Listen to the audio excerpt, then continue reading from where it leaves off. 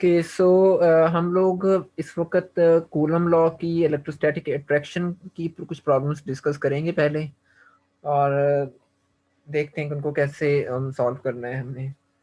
सो जो हमारे पास पहली प्रॉब्लम है उसमें आपको ये कहा हुआ है कि आपके पास एक 12 साइडेड पॉलीगॉन है। Just a minute.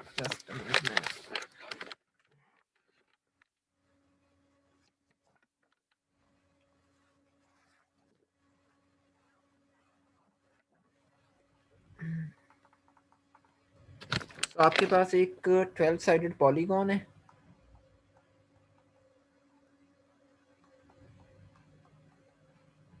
और उसमें आपके पास हर कॉर्नर, आप ये समझें कि क्लॉक है, उसमें आपको हर साइड के ऊपर सेम चार्जेस रखे हुए हैं हमने। एक अगर मैं एक डायग्राम बनाना चाहूँ, मैं एक हेक्सागोन बना लेता हूँ सिमेट्री के पर्पसेस से। सो लेट्स सपोज कि ये आपके पास एक हेक्सागोन है। सो इसी तरीके से आपके पास एक 12 साइडेड पॉलीगॉन होगी। हम कोई भी यहाँ पर शेप ड्रॉ कर सकते हैं जिसकी इवन साइड्स हों। उस वो सेम रहेगा, फिजिक्स उसकी सेम रहेगी। आप समझेंगे आपके पास ये क्लॉक है और इसमें हमने हर कॉर्नर के ऊपर चार्जेस रखे हुए हैं। ये चूंकि हेक्सागोन है तो इसमें 6 कॉर्नर्स हैं। इसी तरीके से अगर ये 12 साइडेड होती तो इसमें 12 कॉर्नर्स होते हैं। आपने यहाँ पर भी एक चार्ज क्यू रख दिया है, यहाँ पर भी, हर साइड के ऊपर। इन सारे चार्जेस की मैग्नीट्यूड सेम है। इसके बिल्कुल सेंटर में हम एक चार्ज रख देते हैं। ये एक सेंटर पॉइंट है, इसके ऊपर एक चार्ज रख देते हैं कैपिटल क्यू। इस चार्ज के ऊपर हमने फोर्स कैलकुलेट करनी है। ये इसका पहला पार्ट है कि इस चार्ज के ऊपर कितनी फोर्स लगेगी। सो अब मैं इसको दोबारा ड्रॉ करता हूँ, इस पॉलीगॉन को। बल्कि पॉलीगॉन से अच्छा है कि मैं अगर ये ड्रॉ कर लूँ तो ये भी हमारा मकसद पूरा कर देगी, क्योंकि इवन नंबर ऑफ साइड्स हैं। अब यहाँ पर देखें कि यहाँ पर आपके पास एक चार्ज पड़ा हुआ है क्यू, यहाँ पर पड़ा हुआ है क्यू, ये भी चार्ज क्यू है। असल में वो हेक्सागोन भी ड्रॉ करना मुश्किल है, ये इसमें बिल्ट इन है शेप, तो ये ज़रा कदरे आसान है। यहाँ से आप एक लाइन ड्रॉ करते हैं, इन एडजेसेंट साइड्स को, ऑपोजिट साइड्स को आपस में मिला देते हैं। ये आपने इस तरीके से मिला दी, ये यहाँ पर आपने इस तरीके से मिला दी। ये इवन कि अगर आप यहाँ पर भी देखें, ये सारी जो एडजेसेंट साइड्स हैं ये सारी की सारी आपस में मिली हुई हैं।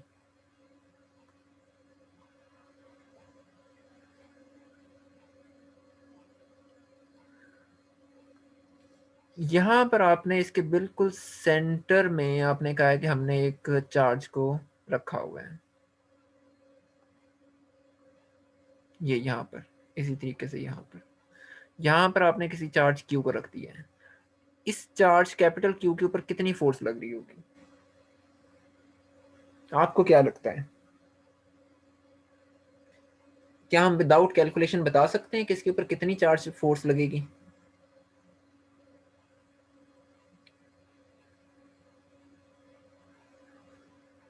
ये फिगर सिमेट्रिक है। सिमेट्रिक है बिल्कुल। हाँ कैंसल आउट होगी। क्यों होगी कैंसल आउट? क्योंकि अब इन सारे चार्जेस की मैग्नीट्यूड सेम है। हम फर्ज करते हैं कि ये सारे पॉजिटिव हैं। इस चार्ज की फोर्स इस डायरेक्शन में है, इसकी इस डायरेक्शन में है, इसकी इस डायरेक्शन में, इसकी इस डायरेक्शन में है। Field opposite vectors opposite directions के अंदर है फोर्सेस के। अगर एक आपके पास प्लस जे है तो दूसरा माइनस जे है, अगर एक प्लस आई है तो दूसरा माइनस आई। सेंटर में फोर्स क्या होगी? जीरो। क्लियर? यहां पर देखें आप, अब अब यहां से हम, मैंने असल में दो शेप्स एक तो इसलिए भी बनाई, अब यहां से चेक कर सकते हैं कि जो रिजल्ट 4 साइड्स के लिए आ रहा है वही 6 के लिए भी आ रहा है। अब एज्यूम ये करते हैं, यहां पर मैं एज्यूम ये कर लेता हूँ कि सारे चार्जेस नेगेटिव हैं। ये भी नेगेटिव है, ये भी नेगेटिव है, ये भी नेगेटिव, ये भी नेगेटिव, ये भी नेगेटिव, ये भी नेगेटिव। सेंटर में जो चार्ज पर न्यूट्रल है, उसके बारे में हमें नहीं पता कि वो क्या है। वो हमें सिर्फ एक टेस्ट चार्ज है, और टेस्ट चार्ज हम यूजली पॉजिटिव लेते हैं, लेकिन आप लेना जो मर्जी उसको कह लें, उससे फर्क नहीं पड़ेगा। वो तो ज्यादा से ज्यादा ये होगा ना कि फोर्स या तो अट्रैक्टिव आ जाएगी या रिपल्सिव, यानी या तो पॉजिटिव साइन के साथ आएगी या नेगेटिव के साथ आएगी, और कोई फर्क नहीं पड़ेगा। अब यहां पर देखें आप, इसकी फोर्स इसकी तरफ होनी चाहिए, इसकी इसकी तरफ होनी चाहिए। फील्ड की डायरेक्शन में होती है ना फोर्स, इसी तरीके से। सर जी सर ये जो चार्जेस है जिनसे सराउंड हुआ हुआ, वो एक दूसरे के ऊपर फोर्स एक्सर्ट करेगी। लगा रहे होंगे, लगा रहे होंगे, बिल्कुल लगा रहे होंगे। सो अभी मैं उसके बारे में तो बात उनको करता हूँ। हम इग्नोर करेंगे या क्या, उनको भी हम कैलकुलेट करना पड़ेगा? अमूमन तो हाँ, यहाँ पर अच्छा इसको ऐसे करते हैं कि अगर मैं इसको कहता हूँ ये Q1 है, ये Q2 है, ये 3, ये Q4 5 6, एज्यूम करते हैं कि सारे पॉजिटिव चार्जेस हैं। अब जितनी फोर्स F1 2 पे लगा रहा होगा, न्यूटन थर्ड लॉ के मुताबिक उतनी ही फोर्स 2 1 पे लगा रहा होगा। जितनी 2 3 पे लगा रहा होगा, उतनी ही 3 2 पे लगा रहा होगा। सो एक तरह से तो एक्शन और रिएक्शन इन दोनों को कैंसिल आउट कर देंगे। सो ये आपके पास कैंसिल आउट हो रही है ना फोर्सेस। जी सर। अच्छा, यहाँ हम कह रहे हैं कि कैंसिल आउट हो रही है, लेकिन कुछ सिचुएशंस ऐसी होती हैं जहां पर ये फोर्सेस 100% कैंसिल आउट नहीं हो रही होती। यहाँ तो हम ये ज्यूम कर रहे हैं कि यहाँ पर और कोई चार्ज नहीं पड़ा हुआ दूर दूर तक, बस ये एक सिस्टम अकेला है पूरी कायनात के अंदर। तो इन चार्ज सर इनके मैग्नीट्यूड्स जो है वो इक्वल है इन सब इक्वल है, चार्जेस के? इक्वल है। Okay okay. तो यहाँ पर हम ये कह रहे हैं कि इसके आसपास कुछ भी नहीं पड़ा हुआ, लेकिन लेट्स सपोज मैं यहाँ पर इस फासले के ऊपर एक चार्ज और रख देता हूँ, से क्यू है। अब ये जो चार्ज होगा इसके ऊपर फोर्स तो लगा रहा होगा Q1 पे और Q2 पे, लेकिन ये फोर्स इक्वल अमाउंट के अंदर नहीं होगी। तो इस सिचुएशन में मैं कह सकता हूँ कि ये फोर्स एग्जैक्टली बराबर नहीं है ये वाली, लेकिन हम इनको निगलेक्ट कर देंगे, फिर भी हम इनको इग्नोर कर देंगे।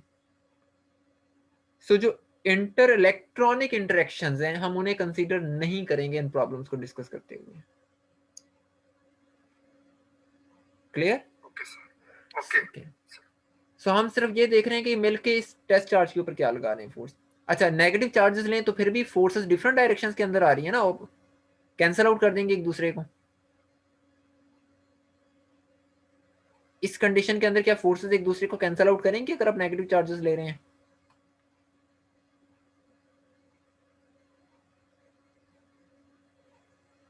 सर वो दूसरी सर यहाँ पर ये एंटी पैरेलल हो जाएंगे।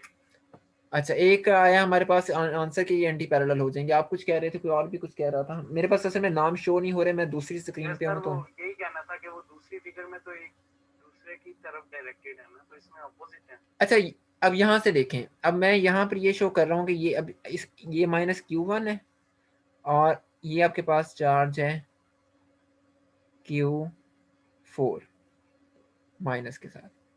हमने ये कहा है कि अब ये पॉइंट अब हम अभी हम मैं क्लियर करता हूँ कि ये कैसे कैंसिल आउट कर रही है। ये लाइन के जरिए आपस में कनेक्टेड है। सॉरी,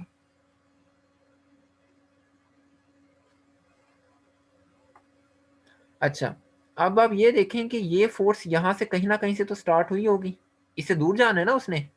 सॉरी, बेसिकली इस ये जो फोर्स है F4 की, इसने इसकी तरफ आना है Q4 की तरफ, और इसने F1 ने Q1 की तरफ आना है। ऐसे ही होगा।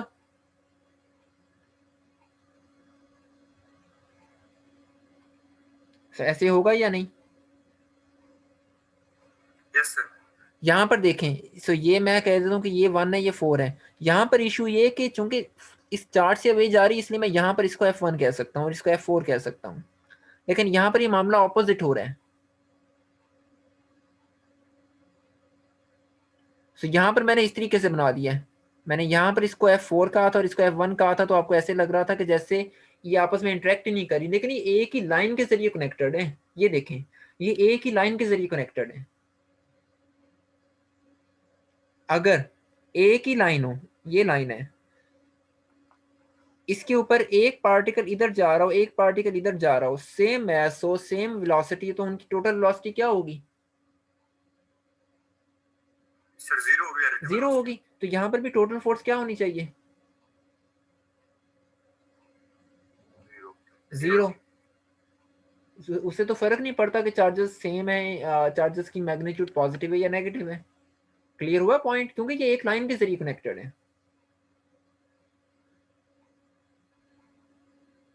इसको देख लें, अगर इसमें कोई क्वेश्चन है तो हम उनको उसको देख लेते हैं, उसको रिजॉल्व कर लेते हैं अभी, अगर ये पॉइंट कंफ्यूज कर रहा है तो।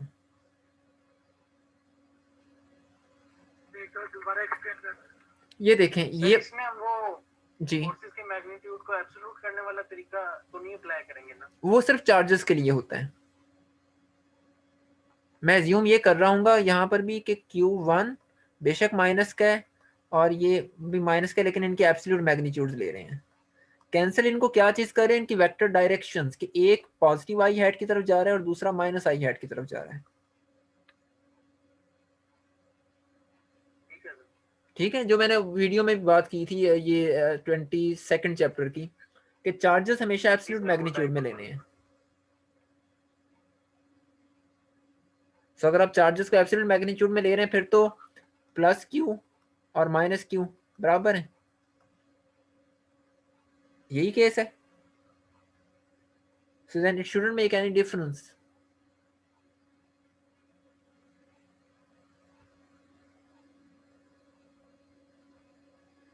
Okay. So I guess अगर तो कोई क्वेश्चन हो तो फिर आप मुझे दोबारा किसी वक्त भी आप पूछ लीजिएगा। अच्छा, अब हम यही काम करते हैं कि यही वाली एक अपना एक रोम्बस बनाते हैं, 4 साइडेड पॉलीगॉन कह लें इसको, और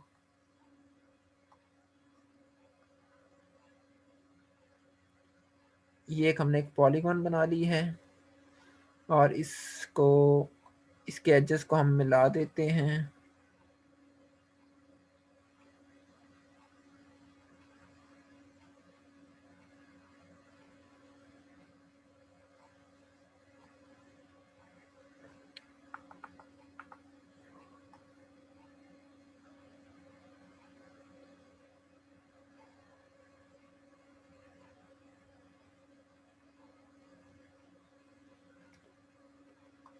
यहाँ पर ये एजेस हैं आपके पास और यहाँ पर हमने चार्जेस को रखा हुआ है।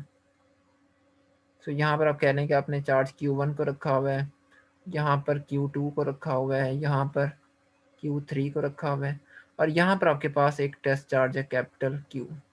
अब ये अगेन इवन साइडेड पॉलीगॉन है। आप कहते हैं कि आपने इस साइड के ऊपर कोई चार्ज नहीं रखा हुआ, जिसको मैं हाईलाइट कर रहा हूँ। यहाँ पर आपके पास कोई भी चार्ज नहीं है, मिसिंग। अब इसके ऊपर कितनी फोर्स लग रही होगी चार्ज Q पे? अब Q1 और Q3 तो कैंसिल कर देंगे, सिर्फ Q1 लग रही होगी, सिर्फ Q1 की लग रही होगी। सो आपके पास यहाँ पर नेट फोर्स कितनी आनी चाहिए फिर? F is equal to Q capital Q over R square K hat.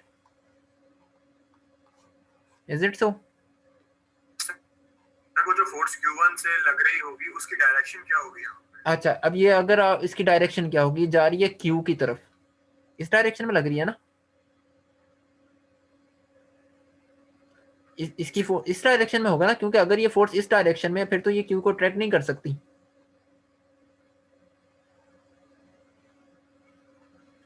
Is it सो?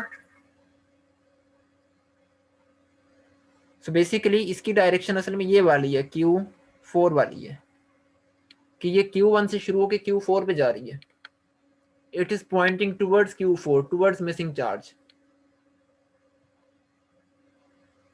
चलिए Q1 पॉजिटिव चार्ज है या नेगेटिव, जो मर्जी ले लें, लेकिन अज्यूम बस ये करना है कि ये सारे चार्जेस की मैग्नीट्यूड्स बराबर हैं, इज इक्वल टू Q। बस ये अज्यूम करना है आपने। सर देखिए लेट्स सपोज कि Q1 जो है वो पॉजिटिव है और कैपिटल Q जो है वो नेगेटिव है। हाँ, तो यहाँ पे हम डायरेक्शन को कैसे आप डिफाइन अच्छा करेंगे? कैसे करेंगे ऊपर की तरफ है। आपने करना, आप ये कह रहे हैं कि जो Q है ये पॉजिटिव है, so let's say +10 coulomb micro coulomb ले लेते हैं, और ये आप कह रहे हैं कि माइनस है, से -5 माइक्रो कूलम ले लेते हैं। Is it so? Yes sir. आपने यहाँ पर तो हमेशा ये लेना है,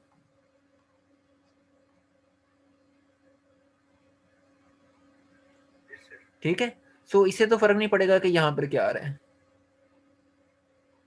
ऐसे नहीं पड़ेगा। सो देन बस यही तो काम हमने।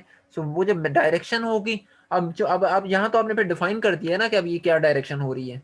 आपने कहा कि क्यू आपका नेगेटिव है, क्यू स्मॉल क्यू पॉजिटिव है, तो फोर्स अट्रैक्टिव है।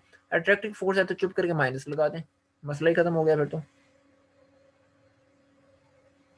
नहीं, अगर अट्रैक्टिव फोर्स है तो वो तो डिपेंड करता है डायरेक्शन। अगर हम कह रहे हैं कि Q1 क्यू पे लगने वाली फोर्स की डायरेक्शन क्या है, वो अपवर्ड है, लेकिन Q1 पे लगने वाली फोर्स की डायरेक्शन वो डाउनवर्ड। अच्छा, उस सूरत में ना आप अगर आप दोबारा वहां पर वो वाली डायरेक्शन इन्वॉल्व करेंगे तो फिर मसला बनेगा। आप दो दफा डायरेक्शन इन्वॉल्व नहीं कर सकते।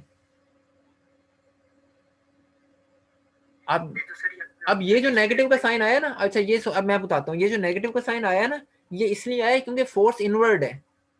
जिस तरह हम सिंपल हार्मोनिक मोशन में बात करते हैं या सेंट्रीपिटल फोर्स में बात करते हैं कि फोर्स इनवर्ड होती है। इनवर्ड फोर्सेस कौन सी लेते हैं? नेगेटिव लेते हैं। एक ये लॉजिक है ना हमारे पास। Yes sir. तो यहाँ पर हम वो वाली लॉजिक इस्तेमाल कर रहे हैं कि आपके पास फोर्स इनवर्ड है।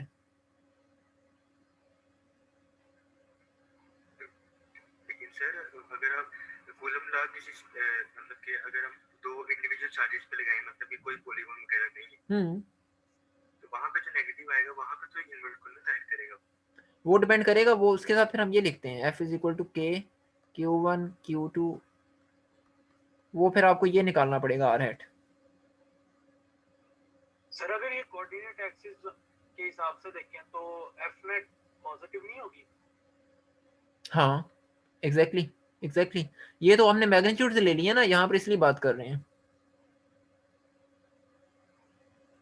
सही नेगेटिव कैसे है, अभी भी समझ नहीं आई। वो कन्वेंशन है कि अट्रैक्टिव फोर्सेस इनवर्ड होती हैं तो उनके लिए नेगेटिव यूज करते हैं, रिपल्सिव फोर्सेस आउटवर्ड होती हैं उनके लिए पॉजिटिव लगाते हैं। ये कन्वेंशन है मैकेनिक्स की। ठीक है सर। सो असल में तो जनरली तो मुझे यहाँ पर ये लिखना चाहिए आर हैट।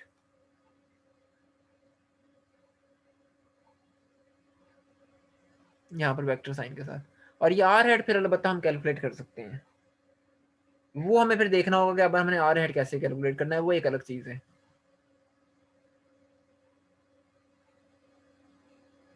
सही है, थोड़ा सा दोबारा बता रहे हैं, लेकिन एक बात समझ नहीं आ रही कि अगर हम दो चार्जेस हैं, लेट्स सपोज दो चार्जेस हैं, कोई भी पॉलीगॉन वगैरह नहीं है, तो वहां पे जो फोर्सेस की डायरेक्शन है वो दो होंगी। दो क्यों होंगी?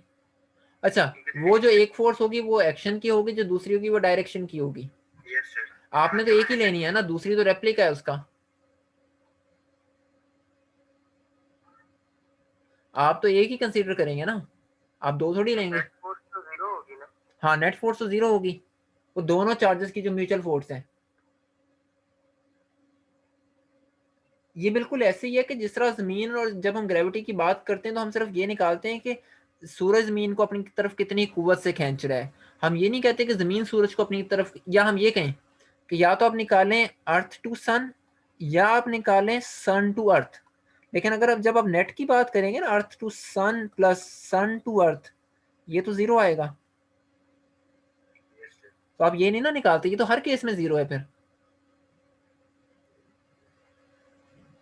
क्योंकि सम ऑफ एफ तो हर केस में जीरो आना है आपके पास किसी भी आइसोलेटेड सिस्टम के लिए जो इस यूनिवर्स के अंदर मौजूद है। अच्छा, तो यहाँ पे इसका मतलब हम डायरेक्शन बड़े चार्ज के लिहाज से निकाल रहे हैं। जिसके लिहाज से मर्जी निकालें, क्योंकि टेस्ट चार्ज के ऊपर लग रहा होता है तो हम टेस्ट चार्ज के लिहाज से लेते हैं। सर अगर क्यू फॉर्म मतलब कि नहीं है तब भी ये सम ऑफ फोर्स जीरो ही होगा। अगर क्यू फोर नहीं है, हाँ यानी कि 3 पॉइंट चार्जेस हैं क्यू के आसपास, हाँ तब भी ये क्या कहते हैं नहीं सम ऑफ फोर्स नहीं, ये नेट जीरो नहीं होगी, सम तो जीरो होगा, सम तो जीरो होगा। सिस्टम आपका इक्विलिब्रियम की हालत में है ना अभी भी,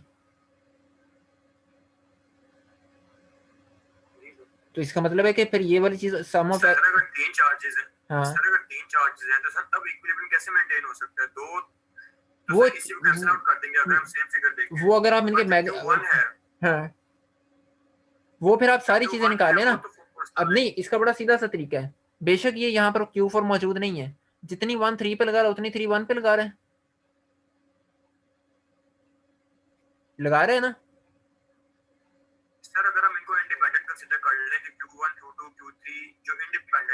Q1 सर पॉजिटिव Q पे फोर्स लगा रहा है, Q2 की फोर्स Q3 के साथ कैंसिल आउट। अच्छा इसको ऐसे देखें, एक मिनट इसको ऐसे देखें। अभी हम आपकी वाली बात पे दोबारा आता हूँ। हमारे पास इस वक्त पॉसिबल फोर्सेस क्या हैं?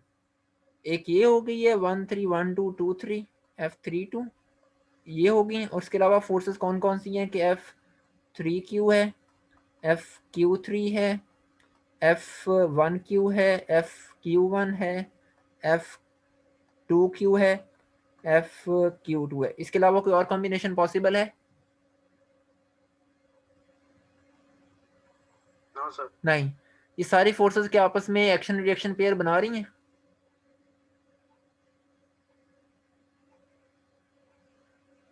जी सर।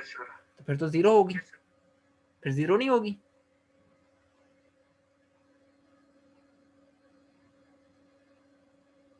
जी सर, ऑलराइट सर। ठीक है ना। असल में ये कंफ्यूजन पता क्या हो रही है, हम जब नेट फोर्स की बात करते हैं तो हम ये बात ये कर रहे हैं कि कितनी नेट फोर्स इन बाकी चार्जेस की वजह से इस टेस्ट चार्ज पे लग रही है। हम ये बात नहीं कर रहे कि इस पूरे सिस्टम की नेट फोर्स कितनी है। ये दो डिफरेंट बातें हैं। हम ये बात नहीं कर रहे कि पूरे सिस्टम की नेट फोर्स कितनी है।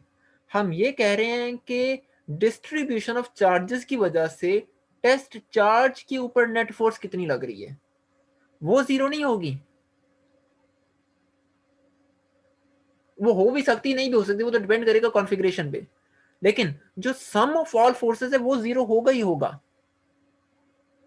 वरना तो थर्ड लॉ वायलेट हो जाएगा आपका। सो आप ये कहना चाहिए कि this is net force on Q, this is not the F net of the system.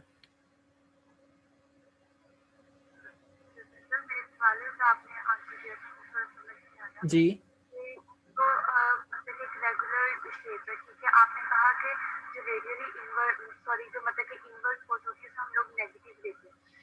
वही कि अगर ये हमारे पास मतलब कि ये कोई रैंडम हो तो हमें कैसे पता चलेगा कि ये किस तरह से साइन का फिर रैंडम से मराते कि आपके पास लेट्स सपोज ये एक शेप ले रहे हैं हम लोग, हमारे पास कोई शेप ना हो, बस मतलब क्यू, मतलब कि वो क्यू हो और कैपिटल क्यू हो जैसा, ठीक है। अच्छा बस ये हो और ये हो,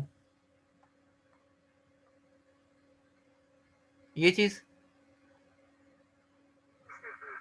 हाँ अब बताएं। अच्छा ठीक है, अब डायग्राम बन गया, अब बताएं अब क्या कह रही हैं आप। हमने ना वो कंसेप्ट किया था कि जो इनवर्स फोर्स होती है उसे हम लोग नेगेटिव लेते हैं। हाँ जी। इसमें फिर हम लोग इसमें फिर आप एक दफा डिफाइन करें, एक दफा डिफाइन करें कि आपका एक्स एक्सिस क्या होगा, आपका वाई एक्सिस क्या होगा। और आमतौर पर जो हम एक्स एक्सिस लेते हैं वो चेक करते हैं कि इनको मिलाएं दोनों चार्जेस को, ये जिस लाइन के जरिए मिल रहे होंगे वो आपका रेडियल डिस्टेंस होगा, वो आपका रेडियल कोऑर्डिनेट होगा। ठीक है। तो यहाँ पर अगर कोई भी शेप आ जाए तो वहां पर आपको अपना कोऑर्डिनेट सिस्टम बनाना पड़ता है एक दफा कि आप किस कोऑर्डिनेट सिस्टम में काम करना चाहते हैं। जी इसको आगे सॉल्व करें ना। अच्छा इसको सॉल्व करना है तो इसमें क्या करना है हमने, ये ने के Q Q over R square R hat, ये ने तो नहीं, आर है, आप आर है की जगह पे साइन लगा रहे थे ना, वो साइन वाला करेंगे। अच्छा वो डिपेंड करेगा कि इस क्यू और इस क्यू की मैग्नीट्यूड क्या है, अभी मुझे वो नहीं पता। हमने तो कहा था कि हम मैग्नीट्यूड का मतलब कि साइन को इग्नोर करेंगे, उनका मोड लेंगे। लेकिन ये आर किस डायरेक्शन में लगना है ये तो ये डिफाइन करेंगे ना।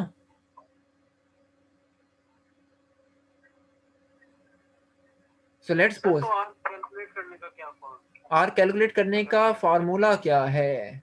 आर कैलकुलेट करने के लिए हम फिर या तो अपने वही कंपोनेंट्स यूज करते हैं आर एक्स और आई और वाई वाले, या हम सिंपल ये देख लेते हैं कि चार्जेस की मैग्नीट्यूड क्या आ रही हैं। अब यहाँ तो हमें यहाँ पर हमें चार्जेस की मैग्नीट्यूड के बारे में इंफॉर्मेशन नहीं है। हम इस बात का मतलब ये नहीं कि हम मैग्नीट्यूड्स को कहीं पर भी कंसीडर नहीं करते इनके प्लस माइनस को, हम सिर्फ ये बात कर रहे होते हैं कि हम उन मैग्नीट्यूड्स को यहाँ पर कंसीडर नहीं कर रहे, हम यहां पर उनको कंसीडर नहीं कर रहे इस प्रोडक्ट के अंदर। लेकिन आर को निकालने के लिए तो डेफिनेटली वो मैग्नीट्यूड अफेक्ट करेंगी, वो तो जरूरत होगी आपको वहां पर। सर समझा? सपोज के हाँ एफ नेट हमारे पास नेगेटिव आ जाती है, तो ऐसे जो इलेक्ट्रिक फील्ड होगी वो भी नेगेटिव आएगी, हाँ तो इलेक्ट्रिक फील्ड नेगेटिव हो सकती है। हो सकती है, क्योंकि नेगेटिव का मतलब सिर्फ डायरेक्शन है और कुछ भी नहीं है। एक्सक्यूज मी सर, आप प्रॉब्लम्स करवा दें, खुद ब खुद सेपरेशन सारी क्लियर हो जाएगी। नहीं, प्रॉब्लम्स हमने करनी है, और भी प्रॉब्लम्स हम लोग कर रहे हैं।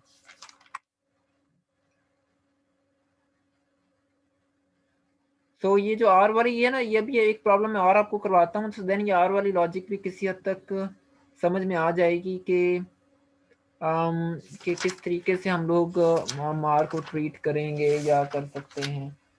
मैंने यहाँ पर मेरे ख्याल में प्रॉब्लम्स, हाँ ये मैंने एक प्रॉब्लम निकाली हुई है इलेक्ट्रिक फील्ड की। सो वहाँ से ये पॉइंट बहुत अच्छे तरीके से आपको क्लियर हो जाएगा कि जब हम चार्जेस में कंसीडर नहीं करते तो फिर आर के अंदर डायरेक्शन कैसे कंसीडर करते हैं। ओके, सो अब हम लोग एक एक डिफरेंट प्रॉब्लम करते हैं, थोड़ी सी ज़रा एक एक एक रेगुलर सिस्टम्स की। सो आपके पास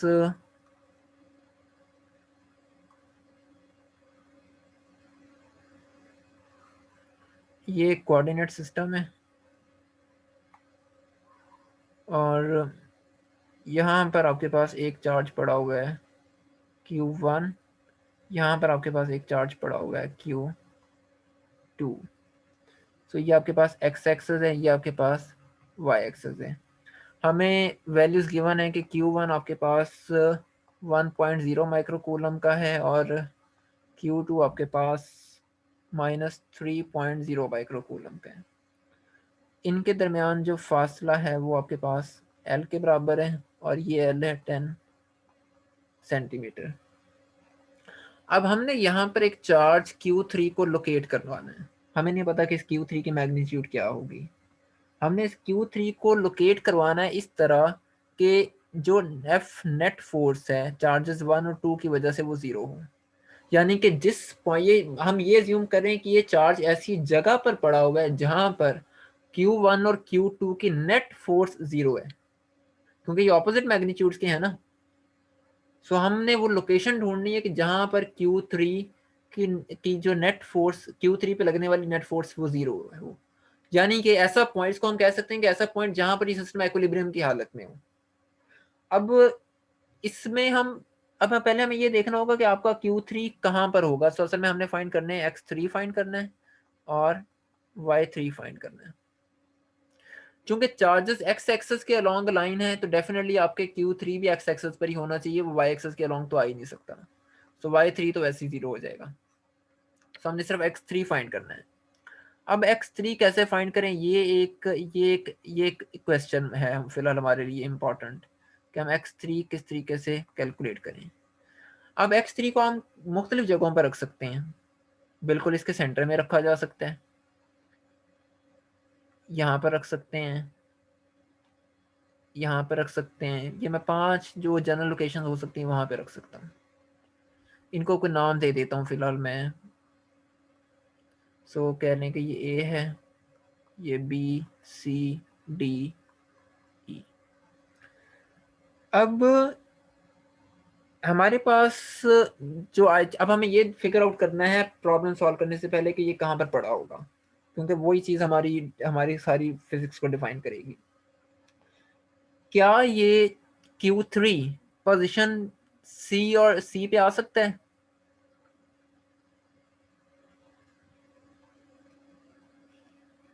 नहीं सर, सी पे नहीं आ सकता क्योंकि चार्जेस डिफरेंट मैग्नीट्यूड्स के हैं। चार्जेस आपके पास डिफरेंट मैग्नीट्यूड्स के हैं और उनके साइंस भी डिफरेंट हैं। अच्छा, अब चूंकि इनकी, अब देखें इनकी मैग्नीट्यूड डिफरेंट है तो इसका मतलब है कि बिल्कुल सेंटर में नहीं आ सकता, सी पे तो नहीं आ सकता। अच्छा, क्या ये पोजीशन बी या डी पे आ सकता है?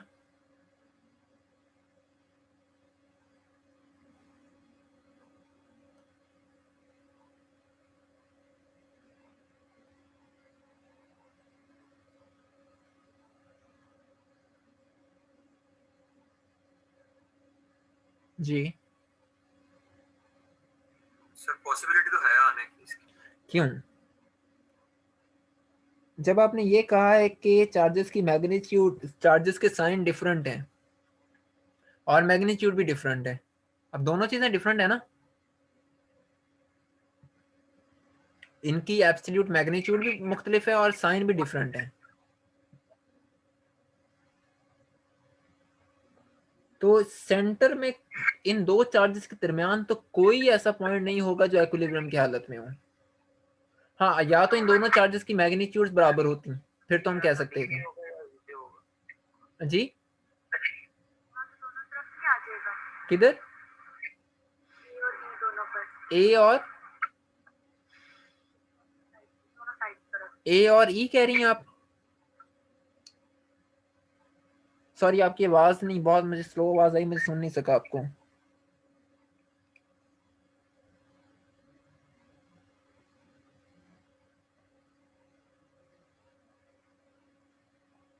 सो चूंकि Q, अब ये चीज ध्यान में रखें कि क्योंकि इस पे सोचिएगा Q1 और Q2 के साइंस डिफरेंट हैं, लिहाजा इस सूरत में इनके दरमियान का तो कोई पॉइंट ऐसा नहीं हो सकता जो इक्विलिब्रियम की हालत में हो।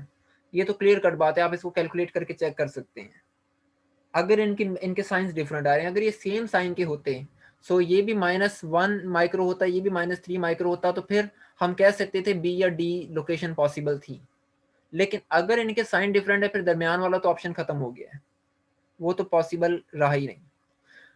अब आपके पास सिर्फ बचता है या तो ए या फिर ई। अब उसके लिए हमें एब्सोल्यूट मैग्नीट्यूड्स के ऊपर फोकस करना होगा।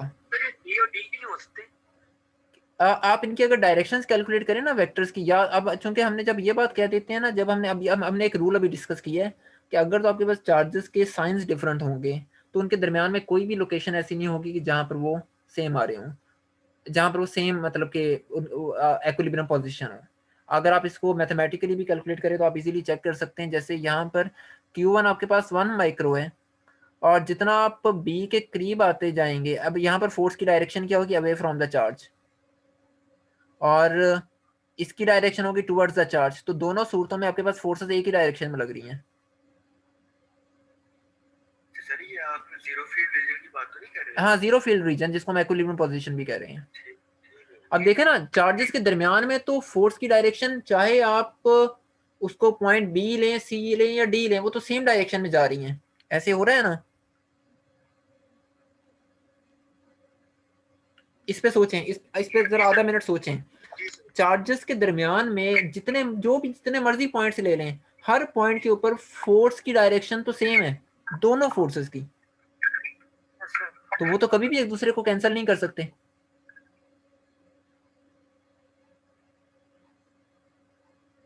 तो लिहाजा ना बी हो सकता है, ना सी हो सकता है, ना डी हो सकता है। इवन के हम कह सकते हैं कि no equilibrium position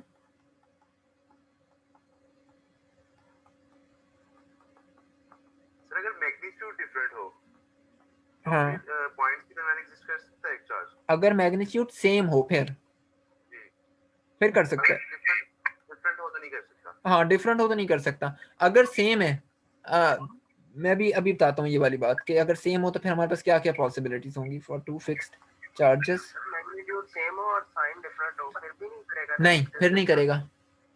sign different होने की वजह से फोर्स की डायरेक्शन सेम हो रही है ना, इशू ये है। और अगर साइन भी सेम हो और मैग्नीट्यूड भी सेम हो, फिर तो कर सकता है। अगर साइन भी सेम और मैग्नीट्यूड भी सेम हो फिर तो एग्जैक्टली सेंटर में करेगा। अच्छा, लेकिन अगर साइन सेम है और मैग्नीट्यूड डिफरेंट है, तो आप ये कहें, अज्यूम करेंगे ये प्लस है, इसका मतलब है कि ये Q1 के करीब होगा और Q2 से दूर होगा। ऐसे ही है। मतलब सर पॉइंट्स तो चार्जेस उनके दरमियान एग्जिस्ट करेगा, अगर ये सेम, इनके साइन सेम है, मैग्नीट्यूड डिफरेंट हो तो फिर भी एग्जिस्ट करेगा? फिर भी करेगा। फिर ये होगा कि किसी एक चार्ज के करीब होगा, एक से दूर होगा। ठीक है। सो अब हम अपनी वापस असल प्रॉब्लम पे आ जाते हैं। मैं इसको दोबारा से माइनस कर देता हूँ।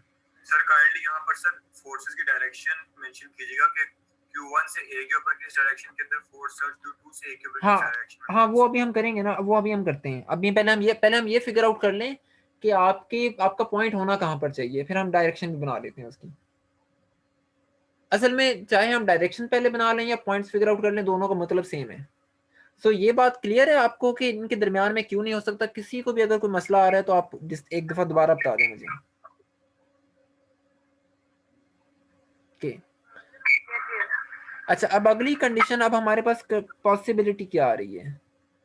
अगर हम इनकी एब्सोल्यूट मैग्नीट्यूड देखें तो आपको ये नजर आ जाएगा कि Q1 is smaller than Q3, sorry Q3 कह रहा हूँ, Q2।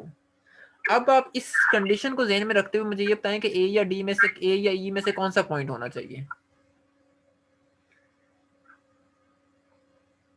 कौन से चार्ज की फोर्स ज्यादा होगी?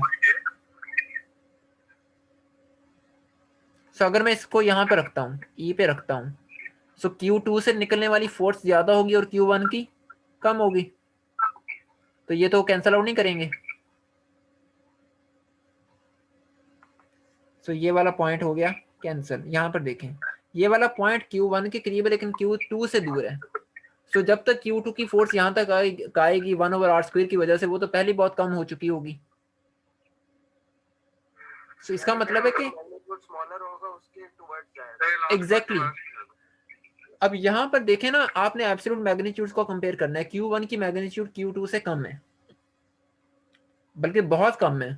तो इसका मतलब है कि इस चार्ज को Q1 के करीब होना चाहिए, ताकि जब तक Q2 की फोर्स यहाँ तक पहुंचे तो वो वीक हो चुकी हो।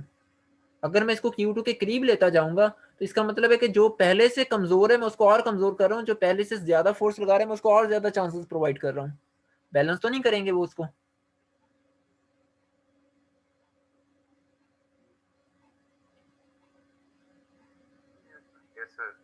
क्लियर हो गया पॉइंट? वो अब अभी हम डायरेक्शन भी ड्रॉ कर लेते हैं। अच्छा, डायरेक्शन क्या होगी?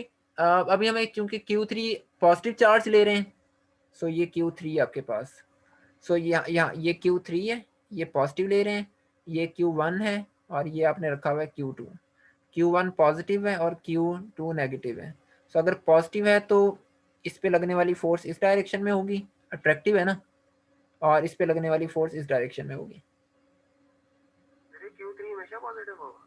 टेस्ट चार्ज को पॉजिटिव लेते हैं असल में, वो आपकी मर्जी, जो मर्जी ले। सर हम Q3 पर फोर्स कैलकुलेट करें कि Q1 पर कैलकुलेट करना चाह रहे हैं? आपने डायरेक्शन Q1 की तरफ इंडिकेट कर दी है। ओह सॉरी,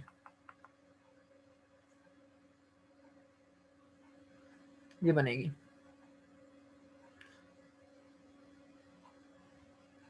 अब ये डायरेक्शन सेम होने की वजह से फिर कुछ लोगों को कंफ्यूजन होगी कि अब ये कैंसिल आउट कैसे कर रहे हैं।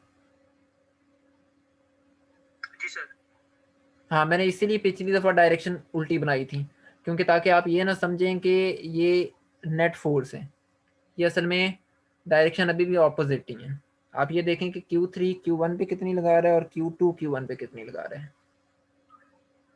Sir irrespective of their science इनके मैग्नीट्यूड्स तो जीरो आंसर देंगे ना यहाँ। हाँ एग्जैक्टली बिल्कुल सर ऐसा तो फोर्स मतलब कि हर केस में फोर्स की डायरेक्शन ऑपोजिट ही होगी। हाँ जी, आप साइन दोनों के सेम ले लें या नेगेटिव ले लें। हाँ जी बिल्कुल, क्योंकि एब्सोल्यूट मैग्नीट्यूड आप ले रहे हैं ना। सो अब हमें ये तो डिसाइड हमने कर लिया कि आपका ये चार्ज पड़ा कहाँ पर हुआ है। अब इसको सॉल्व करना बहुत आसान हो गया। अब इन सारे पॉइंट्स को शिट, सो अब हम इन पॉइंट्स को कर देते हैं इरेज।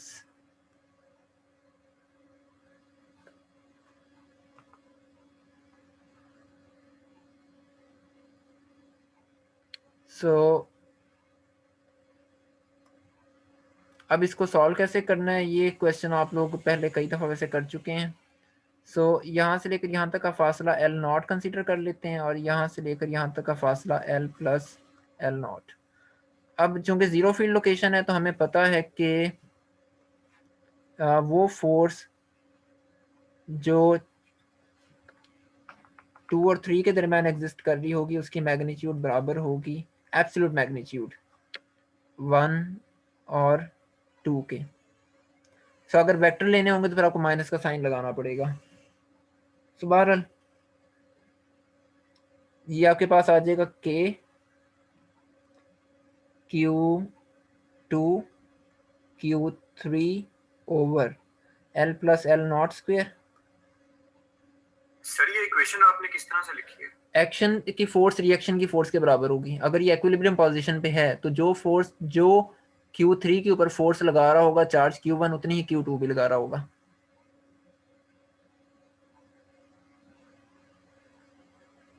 समझ नहीं आई। देखें अगर आप ये कह रहे हैं कि आपका 3 से 2 नहीं होना चाहिए, फिर f of 3 2 नहीं होना चाहिए अगर एक्शन और रिएक्शन की वो बात मैं करें। चूंकि एब्सोल्यूट मैग्नीट्यूड ले रहा हूं तो इससे फर्क नहीं पड़ेगा, जो मर्जी लिख लें। नंबर ले रहा हूं ना मैं, तो नंबर सिर्फ कंसीडर कर रहा हूं, मैंने इसीलिए डायरेक्शंस नहीं लिखी। मुझे समझ नहीं आई डायरेक्शन इसकी इक्वेशन की समझा। अच्छा मैं दोबारा समझा देता हूँ। तो फिर ये 1 से 2 वो तो मतलब कि ये हो गया चार्ज 1 से चार्ज 2 पर। सर ये आपने कूलम्स लॉ से डिराइव कूलम लॉ आपके पास, अच्छा मैं इसको ऐसा करता हूँ, हम अगले पेज पे लिखते हैं। सो कूलम लॉ आपके पास क्या है, F12 का K Q1 Q2 over R square R12, F21 कितना होगा K Q2 Q1 over R square R21 इसके बराबर होगा। फर्क यहाँ पर क्या पड़ता है कि R12 is equal to minus R21, ये फर्क पड़ता है ना। ये चीज तो बराबर है आपके पास, F12 is equal to F21, इसमें तो कोई फर्क नहीं है। जी सर। सो क्या अगर मैं सिर्फ एब्सोल्यूट मैग्नीट्यूड ले रहा हूँ तो क्या मैं कह सकता हूँ कि वो फोर्स जो चार्ज 1 की वजह से 3 पर लग रही है और वो फोर्स जो चार्ज 2 की वजह से 3 पर लग रही है, दोनों बराबर हैं।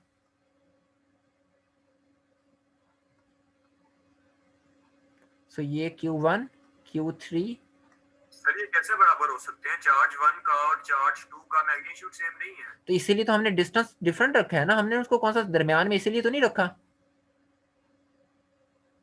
अभी हम इतनी देर से यही तो बात कर रहे थे कि इसको दरमियान में नहीं रख सकते क्योंकि उनका मैग्नीट्यूड डिफरेंट है।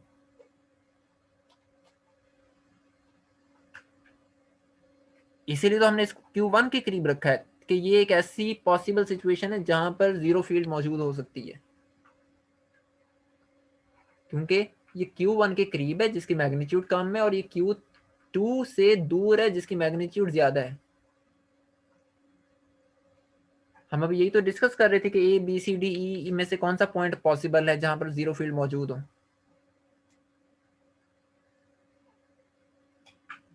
जी सर, ऑलराइट। ठीक है, सो क्या मैं लिख सकता हूँ ये लाइन, ये इक्वेशन लिख सकता हूँ मैं फिर। अब अभी मैं ये अभी देखते हैं कि ये किसके बराबर आएंगे। सो 1 और 3 के दरमियान जो फासला है आपके पास वो सिर्फ L नॉट के बराबर है, और जो 2 और 3 के दरमियान फासला है ये L प्लस L नॉट के बराबर है। ये क्लियर हो गया कि ये इक्वेशन हमने कैसे लिखी है।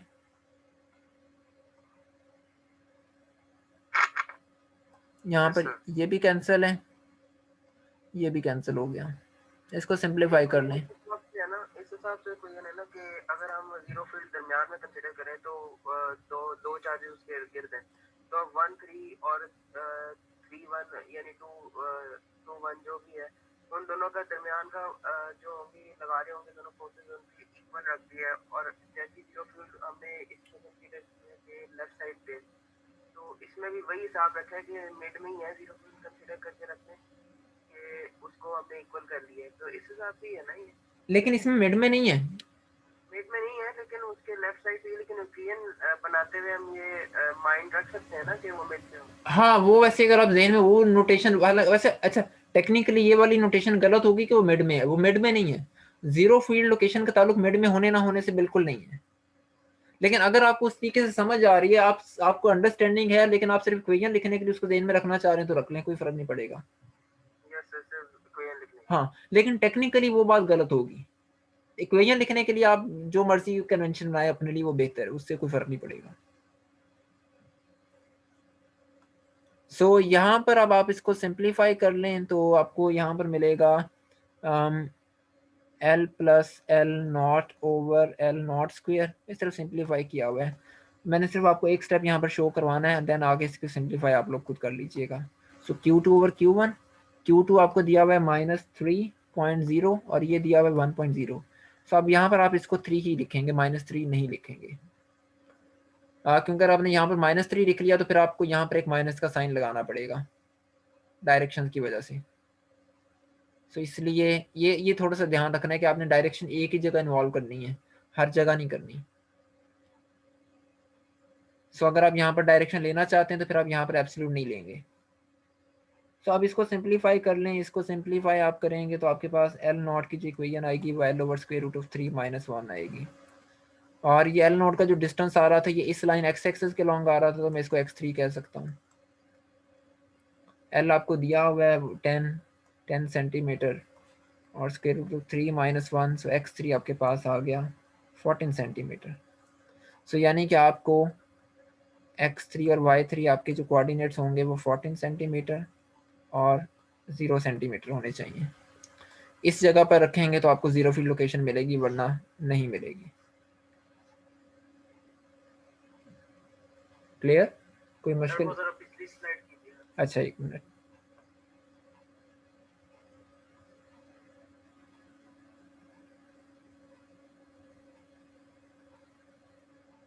सर अगर एल 10 सेंटीमीटर है तो एल नॉट 10 सेंटीमीटर से कम नहीं होगा? क्यों? अच्छा, वो तो बेसिकली ये फिर आपके पास कितना आ रहा है? एल नॉट 4 आ रहा है। अच्छा, ये लाजमी नहीं कि कम हो, ये बिल्कुल लाजमी नहीं है।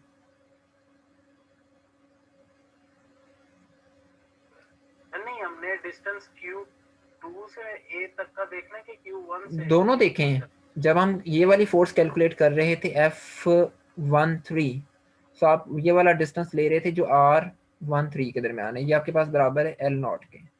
जब आप ये फोर्स ले रहे हैं F23 या 32 जो भी आप कहना चाहते हैं, तो आप ये वाला ले रहे हैं जो 23 है और ये आपके पास L प्लस L नॉट है। ठीक है सर, समझ आ गई। ठीक है। अच्छा सर, ये एक और बात वो जरा दोबारा बता दीजिएगा कि मतलब ये पॉइंट, इक्विलिब्रियम पॉइंट, ये Q2 की राइट साइड पे क्यों नहीं होगा?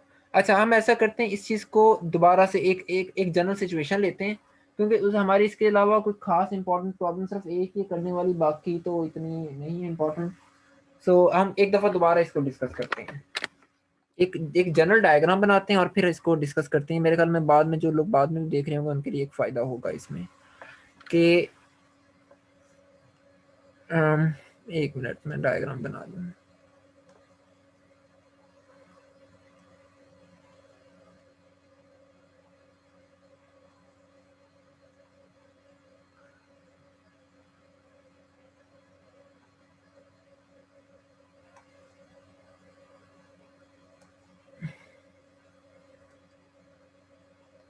सो हम ये चार्जेस ले लेते हैं अपने और इनको नाम दे देते हैं Q1 Q2 का। अब डिफरेंट पॉसिबिलिटीज रखते हैं। पॉसिबिलिटी ए हमारे पास क्या होगी? Q1 is equal to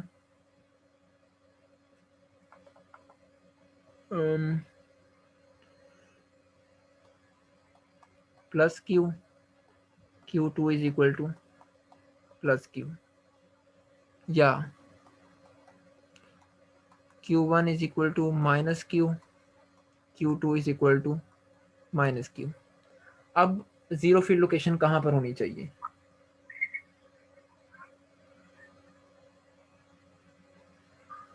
possibility ए के अंदर 20 मीटर वे में लाई करेगी फील्ड लोकेशन। हाँ, दरम्यान में लाई करेगी। क्यों लाई करेगी? क्योंकि चार्जेस की मैग्नीट्यूड बराबर है और डायरेक्शन ऑपोजिट है।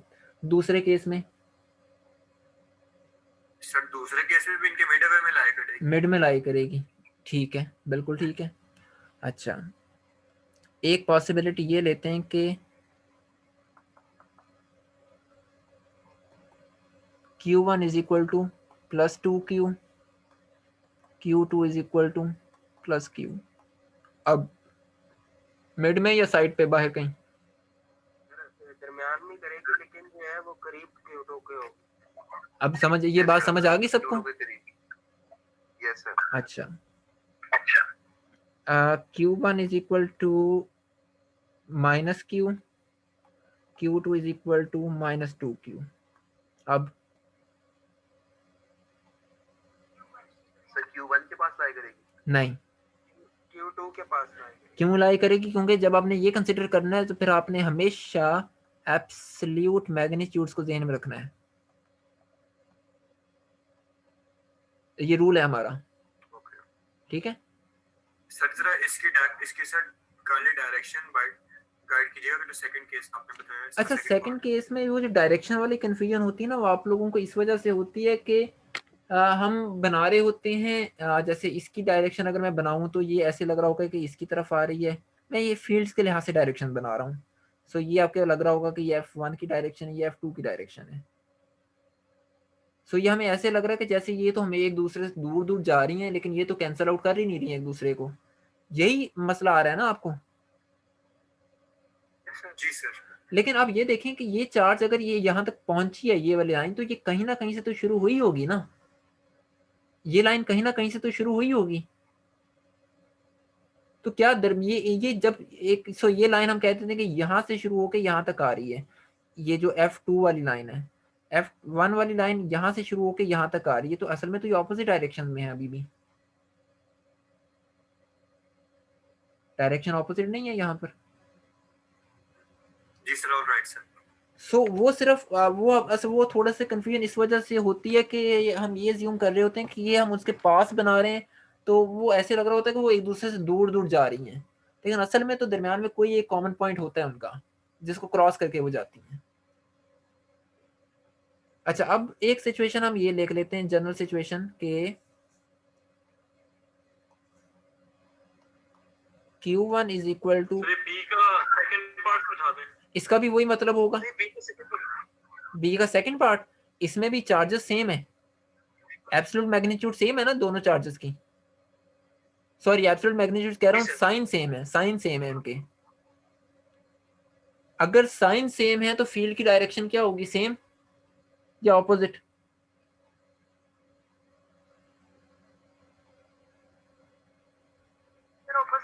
अगर ऑपोजिट होगी तो इसका मतलब है कि दरमियान, दोनों के दरमियान में चार्ज जीरो फील्ड मौजूद हो सकती है, लेकिन किसके करीब होगी? जिसकी मैग्नीट्यूड कम होगी। हाँ, क्योंकि उसकी एब्सोल्यूट मैग्नीट्यूड कम है। Q1 के करीब होगी। हाँ, Q1 के करीब होगी। अब इसको थोड़ा सा चेंज कर देते हैं सिचुएशन को। अब ये मैं ऐसे ले लेता हूं। अब यहां पर एक चीज आपको ज़हन में ये होनी चाहिए कि Q1 is greater than Q2। तो इसका मतलब क्या हुआ कि ये Q1 के करीब नहीं हो सकती। सर इस केस में Q2 के राइट साइड पे एग्जिस्ट करेगा। ये Q2 के राइट साइड पे एग्जिस्ट करेगा, बिल्कुल।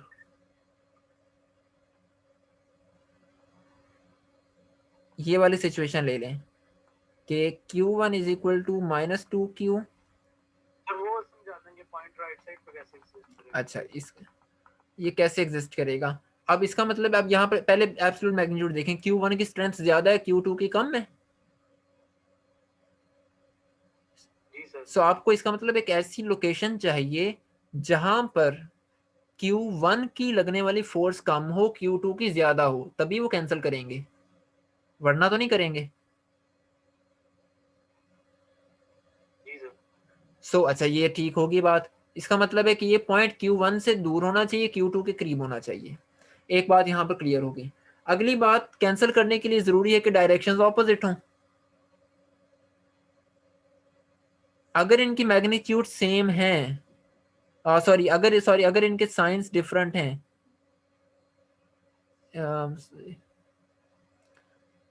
एक मिनट, अगर इनके साइंस आपके पास डिफरेंट हैं तो इसका मतलब ये हुआ कि Q1 की फोर्स इससे दूर जा रही होगी और Q2 की फोर्स भी इधर जा रही होगी, ऐसे ही है। तो ये 1 की फोर्स होगी, ये 2 की फोर्स होगी।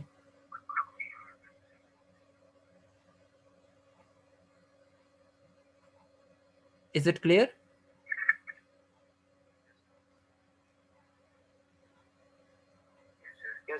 सर आपके पास कंडीशन क्या बचती, दरमियान में नहीं आ सकते, फिर ये इनको कहाँ होना चाहिए?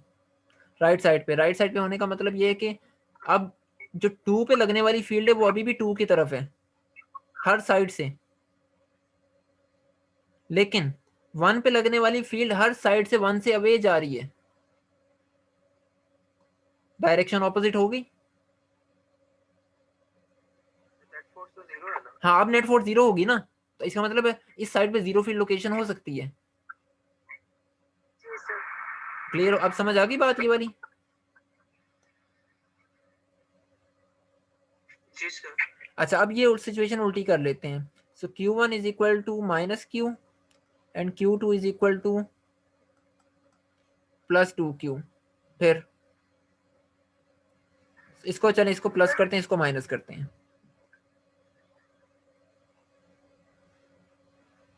अब आपके पास Q2 अगेन, ये सिचुएशन है। अब ये कहां पर होगी? Left side of Q1। Left of Q1। और यहां पर भी यही सिचुएशन बनेगी, चूंकि Q1 पॉजिटिव है तो फील्ड इधर जा रही होगी 1 की, और चूंकि इसने Q की तरफ जाना है तो ये इधर होगी। ऐसे ही होगा। अब क्लियर हो गया कि जीरो फील्ड लोकेशंस कैसे ट्रेस करते हैं?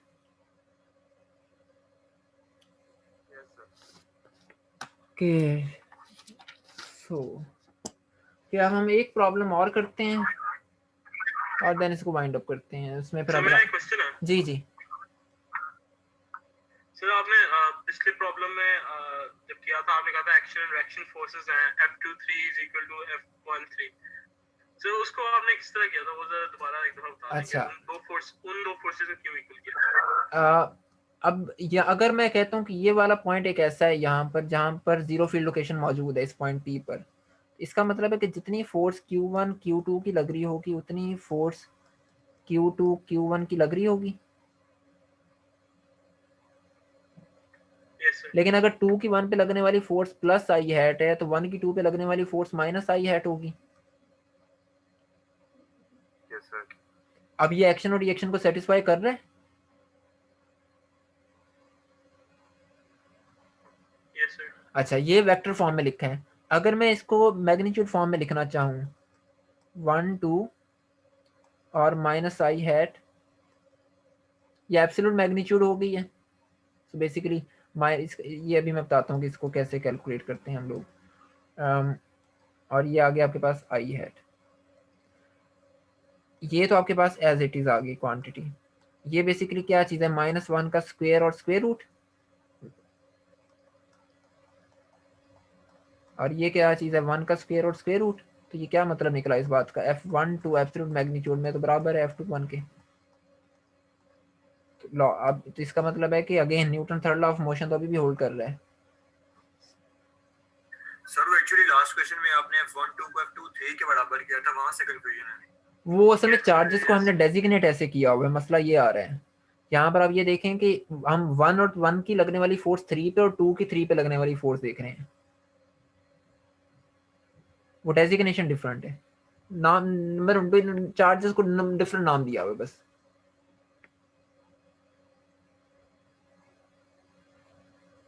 जीरो फील्ड लोकेशन ये है ना कि जितनी फोर्स 1 3 पे लगा रहा है उतनी ही 2 3 पे लगा रहा है।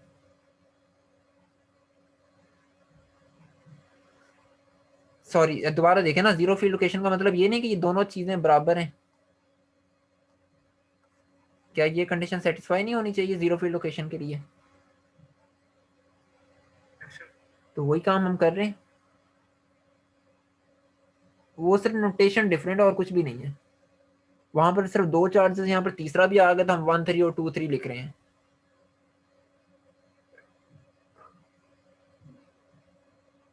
फील्ड की डायरेक्शन एक तो एक्सप्लेन कर देते हैं कि ये कैसे पता चलेगा किस डायरेक्शन में लगनी है? वो तो अब वो आपका फील्ड की डायरेक्शन के लिए तो एक रूल है माइकल फैराडे का की जो कन्वेंशन आ रही है कि इलेक्ट्रिक फील्ड पॉजिटिव चार्ज से ओरिजिनेट होती है, नेगेटिव पे जाके एंड होती है। So away from the positive and towards the negative, ये कन्वेंशन है, नोटेशन है इलेक्ट्रिक फील्ड की। और जो डायरेक्शन इलेक्ट्रिक फील्ड की होती है वही डायरेक्शन इलेक्ट्रिक फोर्स की होती है, या जो डायरेक्शन इलेक्ट्रिक फोर्स की है वही डायरेक्शन इलेक्ट्रिक फील्ड की है। सर, अगली प्रॉब्लम भी आपने ऐसी ही बनानी है ना? हाँ जी, अगली प्रॉब्लम भी इसी तरह की, लेकिन हाँ ऑलमोस्ट इसी तरह की प्रॉब्लम है, लेकिन उसमें चार्जेस की डिस्ट्रीब्यूशन एक्सेस के दोनों तरफ है, मतलब ओरिजिन के साइड्स पे है। ये तो बिल्कुल एक एक क्वाड्रेंट में आ रही है ना। दोनों साइडों पे होने से कोई फर्क पड़ेगा उसमें? देखते हैं क्या फर्क पड़ेगा क्या नहीं पड़ेगा, पड़ना तो चाहिए फर्क, फिर सिमेट्री आ जाती है वहां पर। आपने जाना है असल में, यस सर, वो मैंने जाना था। तो फिर आप इसकी वीडियो देख लीजिएगा, मैं भी अपलोड कर दूंगा ये भी थोड़ी देर में। ये अपलोड हो जाएगा? हाँ ये मैं भी थोड़ी देर में अपलोड कर दूंगा वीडियो। ओके। सो ये एक आपके पास अब एक सिचुएशन है। इस सिचुएशन में हमारे पास जो दो चार्जेस मौजूद हैं उन्हें हम रख लेते हैं, एक को हम रख लेते हैं यहाँ पर और एक को हम रख लेते हैं यहाँ पर। सो ये आपके पास चार्ज, अब कंडीशन हमने ये लगाई है कि इन दोनों चार्जेस की मैग्नीट्यूड सेम है लेकिन ऑपोजिट साइन के साथ, एक प्लस क्यू आ रहा है एक माइनस क्यू आ रहा है। ये पॉइंट है आपके पास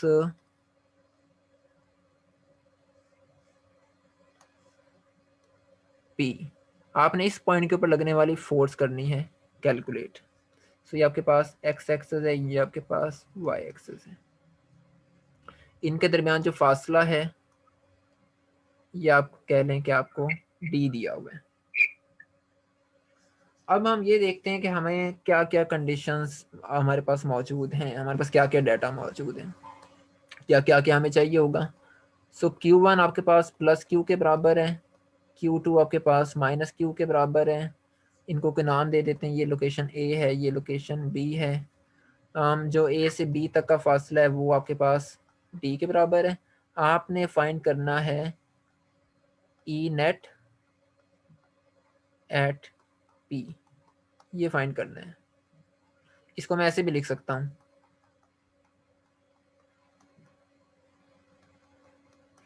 सो जिस तरह मर्जी एवेल्युएटेड एट P। जी डबल नहीं हो जाएगा? क्या? पर ये डबल नहीं हो जाएगी? हाँ डबल होगी, एग्जैक्टली डबल होगी, बिल्कुल डबल होगी। यही असल में पॉइंट मैं यहाँ पर डिस्कस करना चाह रहा हूँ। सो अब आपके पास आप तो सिमेट्री प्रिंसिपल लगेगा। हाँ सिमेट्री, एग्जैक्टली, बिल्कुल बिल्कुल बिल्कुल ठीक पॉइंट किया आपने, सिमेट्री। सो यहाँ पर हम सिमेट्री को एक्सप्लॉइट कर सकते हैं। हमारा जो अगला चैप्टर है वो सारा सिमेट्रीज के बारे में ही है, और हम सिमेट्रीज को और ज़्यादा डिटेल में एवेलुएट करेंगे।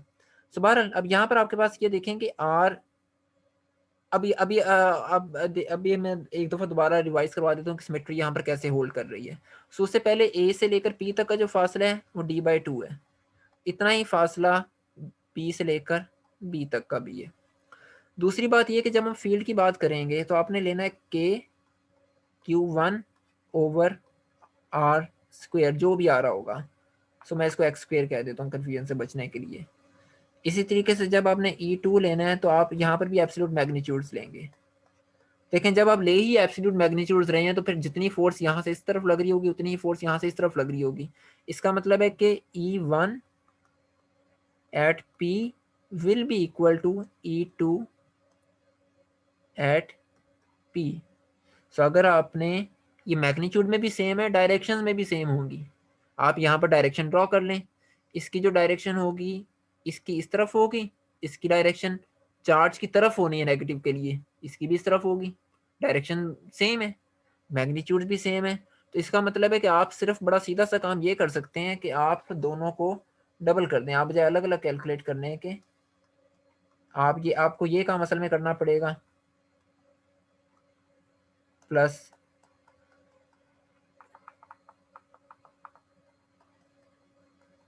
क्योंकि ये दोनों सेम है तो आप सिंपल ये कर सकते हैं 2E1 evaluated eight P। So अगर आपने ये काम करना है तो फिर इसका मतलब ये बनेगा कि 2 multiply by 1/4 pi epsilon not absolute magnitude Q1 over जितना डिस्टेंस आ रहा है d/2 होल स्क्वायर।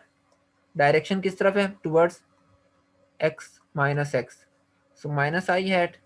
इसको वैल्यूएट कर लें तो ये आपके पास आएगा इसकी वैल्यूज इंसर्ट करें जो भी चार्जेस की वैल्यूज आ रही हैं, और यहाँ पर आपको कोई डी अगर गिवन है, जैसे यहाँ पर डी इन्होंने 15 सेंटीमीटर लेट्स सपोज गिवन है।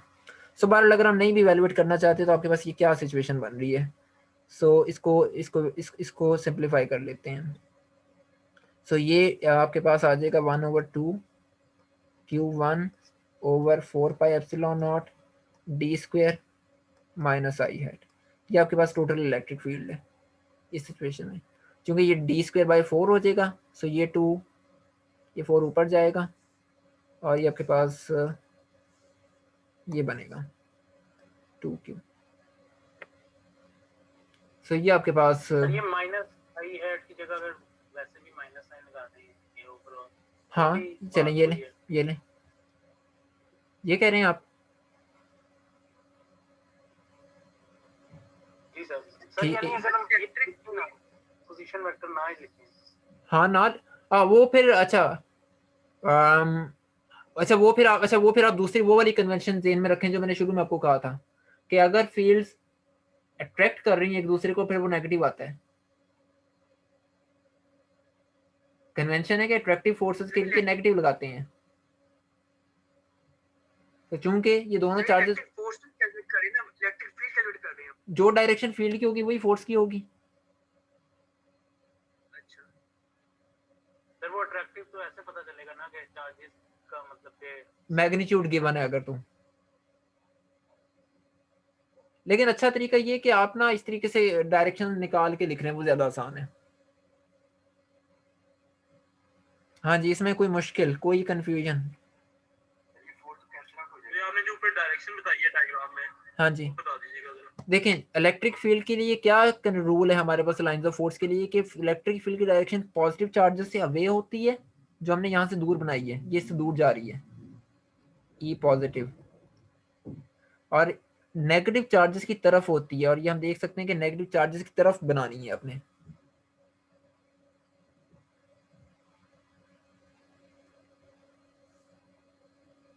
सही हो गया सर। इसमें कोई कंफ्यूजन कोई क्वेश्चन? आई थिंक कि काफी है प्रॉब्लम्स या कोई और भी करनी है? जो पहली प्रॉब्लम थी उसमें आपने नेगेटिव चार्ज से वे डायरेक्शन बनाई। वो फिर वही वाली कंफ्यूजन पैदा हो रही है जो मैंने अभी थोड़ी देर पहले क्लियर की थी। वो लग ऐसे रहा है कि मैंने दूर बनाई लेकिन वो कहीं ना कहीं तो क्रॉस करके जा रही है ना उसको।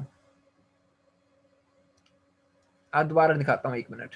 इसकी मेन कन्वेंशन अगर यही याद रखेंगे पॉजिटिव है तो इलेक्ट्रिक फील्ड लाइंस अवे होंगी। हाँ मेन कन्वेंशन तो यही है। Positive to negative. हाँ मेन कन्वेंशन यही है।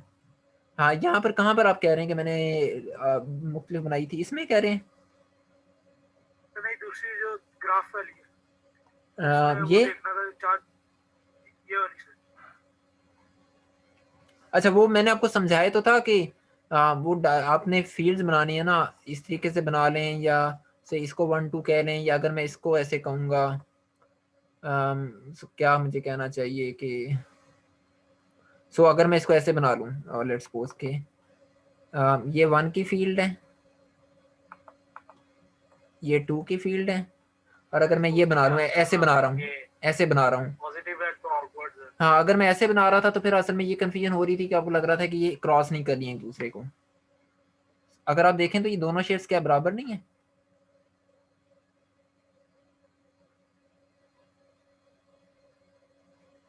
बराबर है, चार्जेस एक ही लाइन से कनेक्टेड है।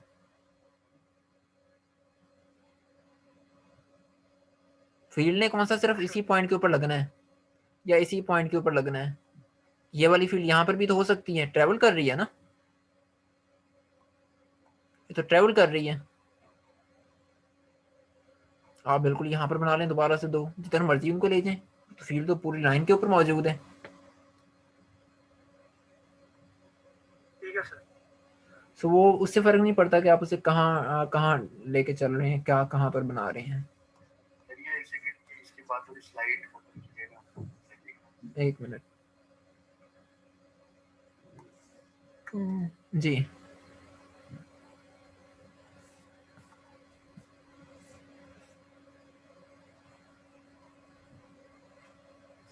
एंड वाला ये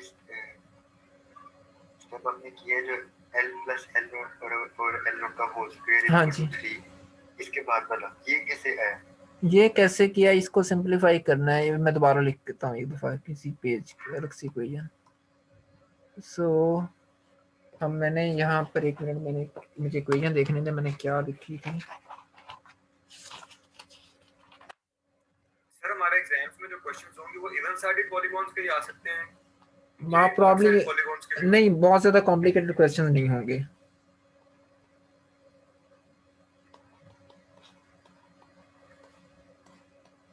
सो मैंने ये चीज़ लिखी है। आप इसको सबसे पहले तो दोनों तरफ स्क्वायर रूट ले लें। सो ये बन गया स्क्वायर रूट ऑफ 3 और देन इसको सिंप्लीफाई कर लें। अब एल को इधर ही रहने दें, square root of 3 L naught minus L naught कर लें। Square root of 3 minus 1 common ले लें, एल नॉट आ जाएगा। सो आपने फाइंड करना है, एल नॉट फाइंड करना है। So it is just L over square root of 3 minus 1। ये किया था हमने काम वहाँ पर।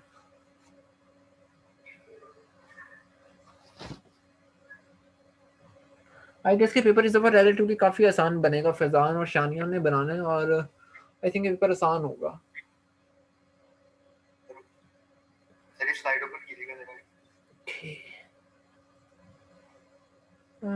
सर वो जो भी आपने सवाल करवाया ई नेट वाला, हाँ उसमें ई नेट का पोजीशन वेक्टर मतलब कि उसकी डायरेक्शन में ऐसे ही बताएंगे ना कि कॉमन पोजीशन जो यानी कि दोनों चार्जेस की होगी, यानी कि अगर दोनों लेफ्ट की तरफ डायरेक्ट कर रहे हैं तो फिर ई नेट भी लेफ्ट की तरफ होगी। हाँ डेफिनेटली वो पॉइंट की तरफ होगी ई नेट। सर तो अगर क्या कहते हैं मतलब ऑपोजिट हो जाए, अगर दोनों सूरतों में अगर तो देखे ना, फील्ड होनी उस पॉइंट की तरफ जिसके ऊपर आप कैलकुलेट कर रहे हैं। जी सर। सो जिस तरह भी आपके जो भी सिचुएशन है, आपके एरोज उस पॉइंट पी की तरफ होने चाहिए जो भी आ रहा है।